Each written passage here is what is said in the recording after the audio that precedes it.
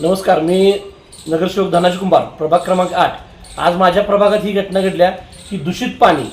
तर या ताईंचा फोन आल्यावर आम्ही इथं आज सर्वजण आलेलो आहे। तर दूषित पाणी बघू शकताय कसलं पाणी आहे, म्हणजे जनावर सुद्धा पिणार नाहीत, एखादं जनावर सुद्धा पिणार नाही असं पाणी आहे की लोकांना पाणी येतं आणि हे सातत्याने यांना असं पाणी येतं। भरपूर ठिकाणी लिकेजेस आहेत, त्यामुळे पाणी हे पोल्यूसला दूषितच मिळतं। एवढी मोठी स्कीम आहे पाण्याची जी खर्चून इथं उपलब्ध झालेले असं सांगितलं जाते, पण गेले वर्ष झालं याचं उद्घाटन होऊन कुठल्याही प्रकारचा फिल्ट्रेशन प्लांट चालू नाही आणि लोकांना नियमित पाणी पुरवठा नाही।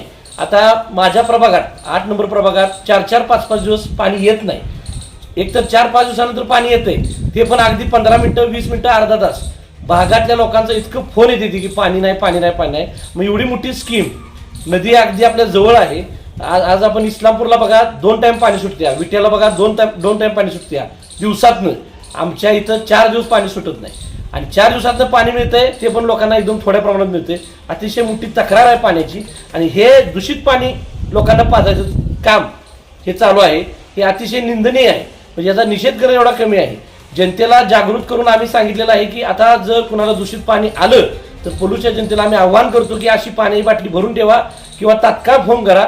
आम्ही सर्व विरोधक नगरसेवक तिथं जागे येऊ।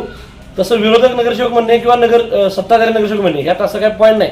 सर्व नगरसेवकांचं हे काम आहे की आपल्या प्रभागात स्वच्छ पाणी पुरवठा देणं, कारण की आपल्याला लोकप्रतिनिधीमधून लोकांनी निवडून दिलं, आपली जबाबदारी आहे। पण आज आम्ही ह्याचा पूर्ण निषेध करतो आणि ह्याच्याबद्दल मोठं आंदोलन उभं केलं जाईल, एवढं मी तुम्हाला सांगतो। धन्यवाद।